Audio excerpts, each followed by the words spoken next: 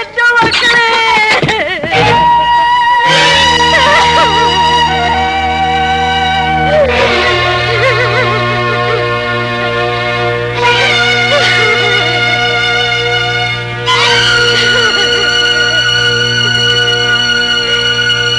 അറിഞ്ഞില്ലേ? എന്റെ കുഞ്ഞു പോയി മക്കളെ. എന്റെ ശ്രീധരൻ പോയി മക്കളെ. മോന്റെ പോലീസ് അവനെ വെടിവെച്ചു കൊന്നു.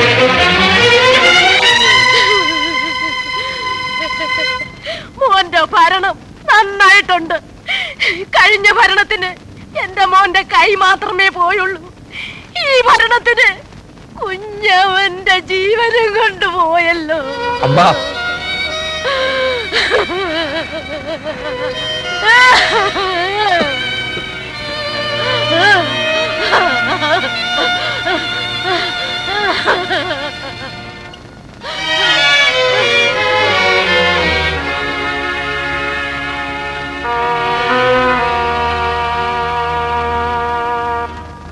ശ്രീനിവാസൻ, തിരുവനന്തപുരത്തേക്ക് ഒരു കോൾ വേണം.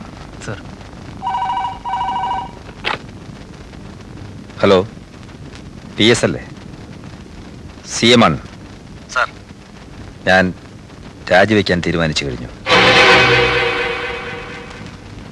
റെസിഗ്നേഷൻ ലെറ്റർ തയ്യാറാക്കി ഉടനെ ഇങ്ങോട്ടെത്തണം. സർ. ഒട്ടും വൈകാതെ തന്നെ അത് രാജ്ഭവനിലെത്തിക്കണം. ഈ വാർത്ത പ്രസിന് കൊടുത്തേക്കും. സർ.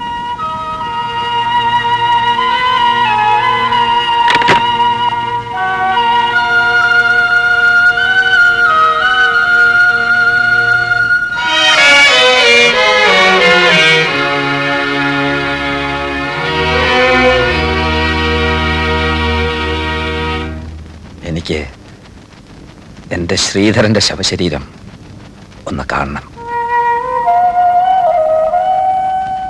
എന്താരും ഒന്നും മിണ്ടാത്തത്? അത് വളരെ ബുദ്ധിമുട്ടാണ് സാർ. വായ്. ജനങ്ങളാകെ വയലന്റാണ്. എന്ത് സംഭവിക്കാം? സാർ അങ്ങോട്ട് പോകരുത്. എൻ്റെ സെക്യൂരിറ്റി ഓർത്തിട്ട എന്നെ തടയാൻ നിങ്ങൾക്ക് അവകാശമില്ല. ഞാനിപ്പോ മുഖ്യമന്ത്രിയല്ല. കുറച്ച് കഴിയുമ്പോൾ നിങ്ങൾക്കൊക്കെ ഔദ്യോഗികമായ അറിയിപ്പ് വരും. പോലീസ് എസ്കോർട്ടും സ്റ്റേറ്റ് കാറും ഞാൻ കൊണ്ടുവന്ന ഫയലുകളും ഒക്കെ മടക്കി അയക്കാം. ഞാൻ ശ്രീധരന്റെ ശവശരീരം ഏറ്റുവാങ്ങാൻ പോവുകയാണ്. എനിക്കൊരു കാർ വേണം, ഒരു ടാക്സി ഉടനെ.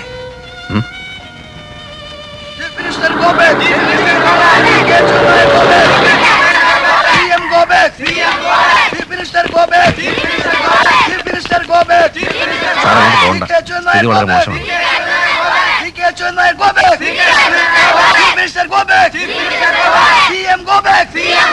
അവരെന്റെ ആൾക്കാരാണ്. അങ്ങോട്ട് പോകുന്നതിൽ നിന്ന് എന്നെ തടയാൻ നിങ്ങൾക്കൊരു അവകാശവുമില്ല. എന്റെ പ്രൊട്ടക്ഷൻ ഉദ്ദേശിച്ചാണെങ്കിൽ ഞാനിപ്പോ മുഖ്യമന്ത്രിയല്ല.